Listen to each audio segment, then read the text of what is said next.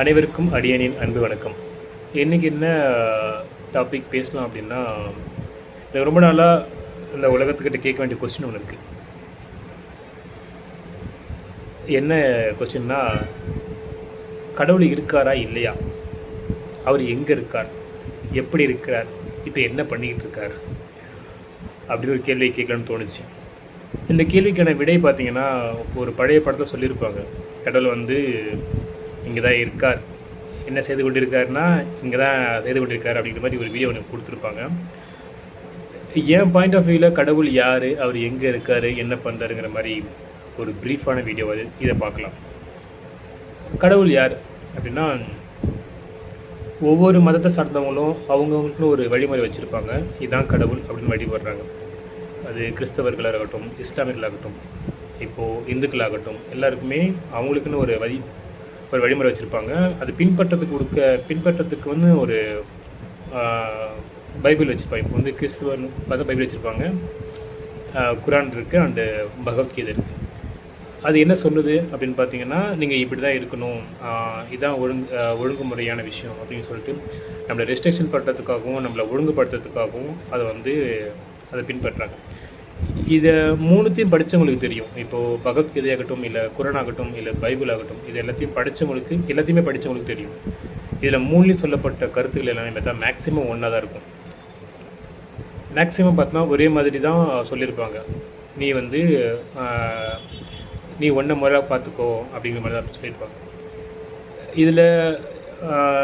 இதை தாண்டி ஒரு விஷயம் ஒன்று இருக்குது. இவங்க எல்லாத்தையும் சொல்கிறத தாண்டி ஒரு விஷயம் இருக்குது. இவங்க எல்லாமே கடவுள்னு பின்பற்ற ஏதோ ஒரு சம்ஒன் எல்ஸ், அவங்க ஒருத்தவங்களுக்காக தான் இவங்க கும்பிட்றாங்க.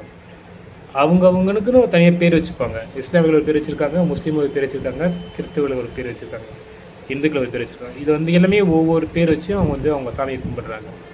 அவங்க வழிபடுற விஷயமும் மாறி மாறி இருக்கும். ஆனால் அவங்க இலக்க போய் சேர்கிற இடம் பார்த்தோன்னா கடவுள் அப்படிங்கிற ஒரே ஒரு சம்ஒன் எல்ஸ். அவர் எங்கே இருக்கார், அவர் தான் அவருக்காக தான் சாமி கும்பிட்ற மாதிரி கும்பிட்டுருக்கோம். இதை தாண்டி கடவுள் எங்கே இருக்காருன்னு பார்த்தோன்னா, முன்னே சொல்லுவாங்க தூண்லும் இருப்பார் துரும்பிலும் இருப்பார் சொல்லுவாங்க. இதை இந்த இந்துக்கள் சாமியில் கும்பிடுங்க சொல்லுவாங்க. அப்படியே நீங்கள் கொஞ்சம் திரும்பி பார்த்து வச்சுக்கலாம். இப்போ ஒரு இஸ்லாமியரை கூப்பிட்டு நீங்கள் போய் ஒவ்வொரு டைமும் போய்ட்டு மசூதி போய்ட்டால் நீங்கள் போய் நமாஸ் பண்ணுவீங்களான்னு கேட்டால், இல்லை, அவங்களுக்கு தேவை ஏற்பட்டுச்சு, வேறு வழி இல்லை அப்படின்னா அவங்க எந்த இடத்துல இருக்காங்களோ அங்கேருந்தே நமாஸ் பண்ணுவாங்க. ஸோ கிறிஸ்தவர்களும் அப்படி தான். அவங்க நேராக போய் சர்ச்சுக்கு தான் போயிட்டு அவங்க தன்னை வழிபடுறாங்களான்னா கேட்டால் கிடையாது. அங்கே வழிபடுறதும் ஒரு வாடிக்கையாக வச்சுருப்பாங்க. அட் த சேம் டைம் அவங்களுக்கு எங்கே வசதியாக இருக்கோ அந்த இடத்துல அங்கேயே வழிபடுறது ஒரு இதாக வச்சுருப்பாங்க. அப்போ 3 சாமியும் ஒன்றா ஆகிடுச்சு இதில் கூட.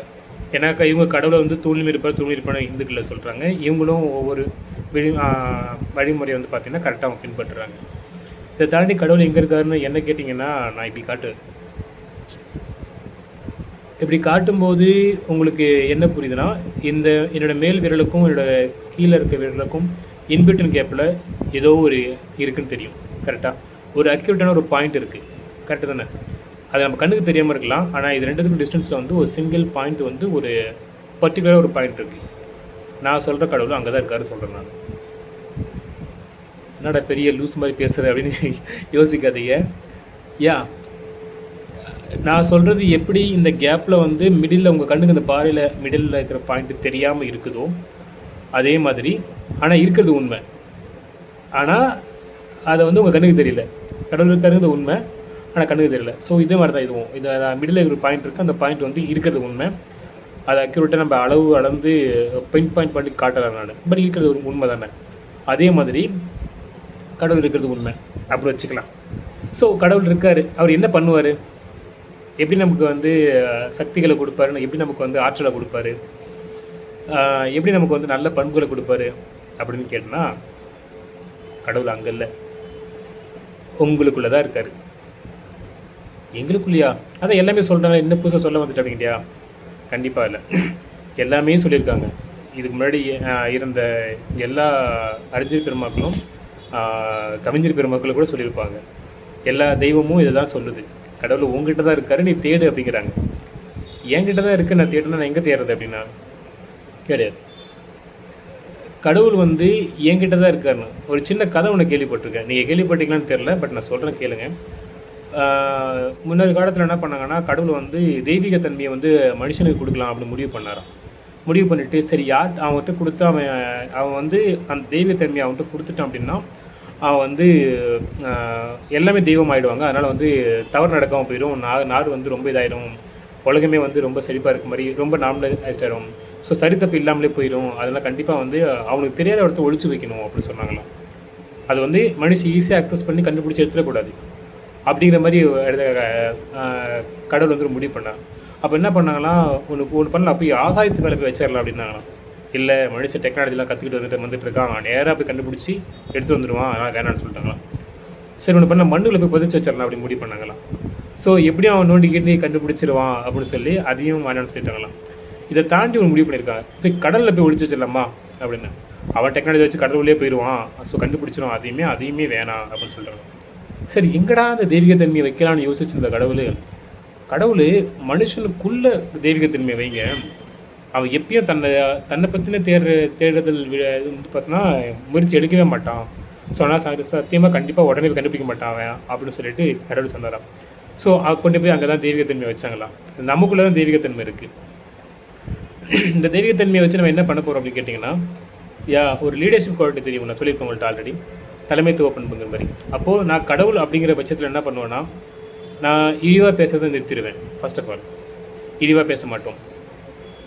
மற்றவங்களுக்கு துன்பம் இழைவிக்கிற மாதிரி எந்த விஷயத்தையும் பண்ண மாட்டோம். ஏன்னா நான் கடவுளாச்சு. ஸோ நான் என்ன பண்ணுவேன், நான் கடவுளை இப்படி தான் இருக்கும், நான் ஒரு ரிஸ்ட்ரிக்ஷன் வச்சுருக்கேன். என் கடவுள் இப்படி தான் இருக்கணும், அவன் தப்பாக பேச மாட்டான், மிஸ்பிஹேவ் பண்ண மாட்டான், வார்த்தை விட மாட்டான், அப்புறம் வந்து யாருக்கும் துரோகம் பண்ண மாட்டான், டைமிங் கீப்பப் பண்ணுவான், தான் எடுத்துக்கிட்ட வேலையை கரெக்டாக செஞ்சு முடிப்பான் அப்படின்னு சொல்லிட்டு ஒவ்வொன்றையும் ரெஸ்ட்ரிக்ஷன் வச்சு தன்னை வந்து செழுமைப்படுத்துல வந்து கடவுள் மேலோங்கி நிற்பார். இதெல்லாம் நான் ஏன் கடவுள் ஒப்பிட்டு சொல்கிறோம் அப்படின்னா, நம்ம வந்து கடவுள் தப்பு சொல்ல மாட்டோம்ல, ஏன் கடவுள் இப்படி பண்ண அப்படின்னு கேட்க மாட்டோம். ஏன்னா அவர் கடவுள் இல்லாச்சு, ஸோ அப்படி கேட்க மாட்டோம். அப்போ அவர் சொல்கிற பாயிண்ட்டு எல்லாமே என்கிட்ட இருக்குது அப்படின்னா நான் கடவுளாக மாதிரி என்ன தப்பு. ஸோ கடவுள் உன்னிலும் இருக்கிறார் என்னிலும் இருக்கார் அப்படின்னு சொல்லுவாங்க. Absolutely correct. கடவுள் உங்ககிட்டே இருக்கார், என்கிட்டே இருக்கார். அதை நம்ம எப்போ உணர்றோங்கிறது தான் மேட்ரு. இது உணர்ந்தவங்களாம் என்ன பேசுகிறாங்க அப்படின்னு கேட்டால், புத்தர் உணர்ந்தார். புத்தர் போய் போதி மரத்தில் உட்காந்து பார்த்தாரு. அவர் கல்யாணம், குடும்பம், குட்டி, குழந்தைன்னு வளர்ந்து நல்லா பெரிய பணக்காரோட குடும்பத்தை தான் பிறந்தார். அரச பரம்பரை சார்ந்தவர் புத்தர். இப்படிலாம் இருந்த ஒரு செழிப்பாக வாழ்ந்துருக்கலாம்ல. ஏன் திடீர்னு எல்லாத்தையும் திறந்துட்டு எனக்கு மனைவி வேணாம், மக்கள் வேணாம், குடும்பம் வேணாம், எனக்கு ஆஸ்தி, மற்றபடி சொத்து வத்தி அரசங்கிற பதவி எனக்கு எதுவுமே வேணாம் தூக்கி போட்டு புத்தர் போனார். ஏன்னா அவர் ஒரு கட்டத்துக்கு மேலே உணர்ந்துட்டார்.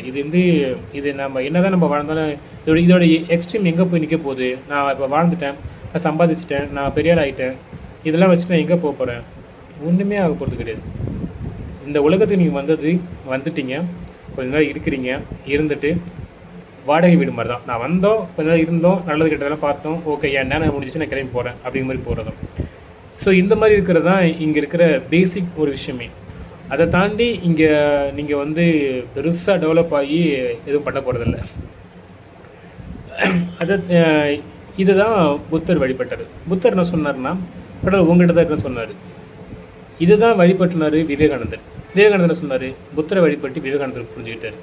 ஆமாம், இதெல்லாம் வந்து இதில் இன்னொரு விஷயம் பார்த்தீங்கன்னா, புத்தர் வந்து எல்லாத்தையும் கற்றுக்கிட்டு எல்லா சுகதுக்கங்களையும் அனுபவிச்சுட்டு இதெல்லாம் வேணான்னு ஒதுக்கிட்டு போனார். ஆனால் விவேகானந்தர் படி மேலே போயிட்டு புத்தர் சொன்னதுனால, இல்லை இது எனக்கு எதுவுமே நான் எடுத்துக்க மாட்டேன்னு சொல்லிட்டு தன்னோட லௌகீக வாழ்க்கையை திறந்துட்டு பட்டம் அதுக்கப்புறம் படித்து அவர் மேலே போனார். அப்போது அவர் சொன்னார், என்கிட்ட 100 பேரை கொடுங்க, அந்த உலகத்தை மாற்றி காட்டுறேன்னு சொன்னார். செழுமைப்படுத்த அவ்வளோ அக்ரெசிவாக இருந்தார் விவேகானந்தர் ஐயா அவர்கள். அப்போ யாரும் போகல. இன்றைக்கி ஆயிரக்கணக்கில் லட்சக்கணக்கில் நீங்கள் போகிறீங்க. அன்றைக்கி விவேகானந்தர் கூப்பிட்டப்போ போயிருந்தாங்கன்னா இந்த நாடு எப்படி இருந்திருக்குமோ, ஒரு இது தெய்வீக ஊடகமாக இருந்தாலும் இருந்திருக்கலாம் அவர் சொன்னப்போ போயிருந்தாங்கன்னா. ஆனால் இன்றைக்கி லட்சக்கணக்கில் போகிறவங்க எல்லாமே எதை நோக்கி போகிறீங்கன்னு எனக்கு தெரியல. அன்றைக்கி இருந்த விவேகானந்தர் சொன்னார், அந்த தன்மையை உணரத்துக்காகவும் மக்களை செழுமைப்படுத்துறதுக்காகவும் அப்படி தான் அவர் முயற்சித்தார். அவர் பாயிண்டில் நம்ம ஒரு பாயிண்ட் தப்பாக சொல்ல முடியாது. இங்கே நம்ம தப்பாக சொல்கிறதுக்கு 1000 பாயிண்ட் அடிக்க வைக்கலாம். அதனால் நீங்கள் போகிறீங்க, சரி ஓகே, அது உங்கள் இஷ்டம், நான் எதுவும் டிஸ்டர்ப் பண்ணல. இது விவேகானந்தர் தான் சொல்லி பின்பற்றினார். இதை தாண்டி அம்பேத்கர் வர்றாரு.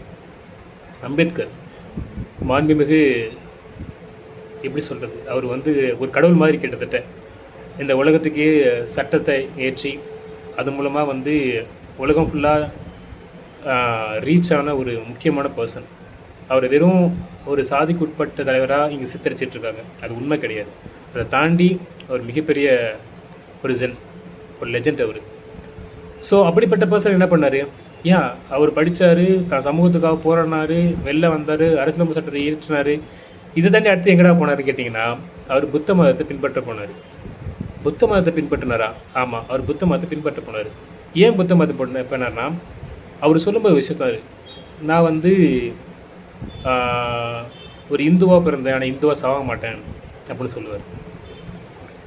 கிட்டத்தட்ட எல்லா தெய்வங்களும் தாண்டி புத்த மதம் என்ன சொல்லுது அப்படின்னு கேட்டிங்கன்னா, எல்லா தெய்வங்களும் நீ மாரியம்மாவை கும்பிடு அப்படின்னு சொல்லுவாங்க. அப்புறம் இது நபிகள் நாயத்தை கும்பிடுன்னு சொல்லுவாங்க.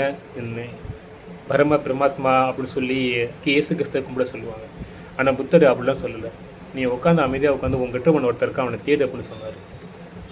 இதை தான் ஒரு கட்டத்துக்கு மேலே விவேகானந்தரும் அம்பேத்கர் அவர்களும் பார்த்தாங்க.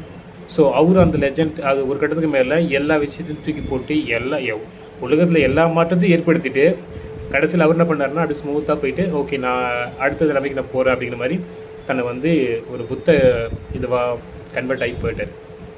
ஸோ அப்போது நம்ம யோசிச்சுட்டு இருக்க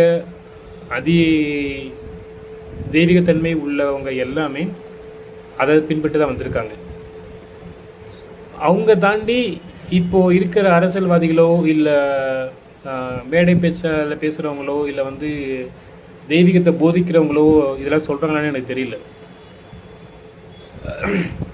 எனக்கு தெரிஞ்சு ஆசான்ஜின்னு ஒருத்தர் பேசுவார், ஒரு சாமியார் ஒருத்தர் பேசுவார், ஆசான்ஜி சொல்லிட்டு. அவர் ஒருத்தர் மட்டும் தான் சொல்லுவார் எனக்கு தெரிஞ்சு.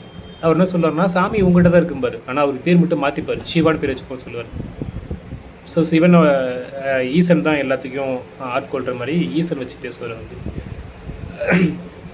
அவரும் கிட்டத்தட்ட அதுதான் சொல்லுவார், பேர் தான் ஈசன் வச்சுருப்பார், ஆனால் உங்ககிட்ட தான் இருக்குது கடவுள் தேடும்பார்.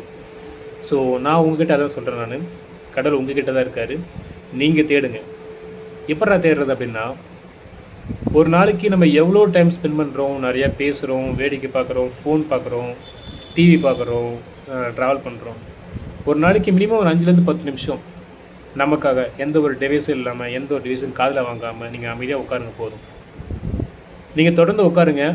ஒரு நாள் உங்களுக்கு புரிய வரும் நீங்கள் யாருங்கிறதும், உங்களுக்கு என்ன முடியுங்கிறதும், நீங்கள் என்னவா ஆக்க போகிறீங்கிறதும். இது எல்லாமே உங்களை மாற்றும் நான் நம்புகிறேன். முடிஞ்சால் ட்ரை பண்ணி பாருங்கள். வேறு வீடியோவில் பார்க்கலாம். முடிஞ்சிச்சு. தேங்க்யூ.